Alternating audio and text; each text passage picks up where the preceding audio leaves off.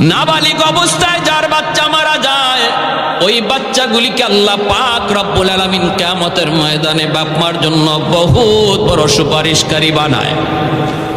বাচ্চাগুলি আল্লাহর কাছে ডাক দেয়া কয়, মালিক, ও মালিক, তুমি আমারে দুনিয়াতে পাঠাইছো, পাঠানোর সময় আমার মা কত কষ্ট করছেন, জান বের হয়ে যায় অবস্থা। এরপরে আমি দুনিয়াতে আসলাম, এত কষ্ট আমি মাকে দিলাম, কিন্তু মার কোনো খেদমত আমি করতে পারলাম না, আমার মা ঋণ আমি শোধ করতে পারলাম না।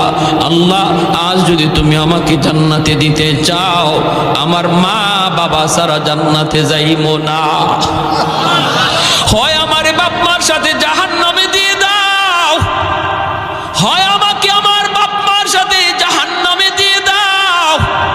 রব্বুল আলামিন তখন বলে, বান্দারে, আমি আল্লাহর আদত হচ্ছে জাহান্নামীকে জান্নাতে দেওয়া, কিন্তু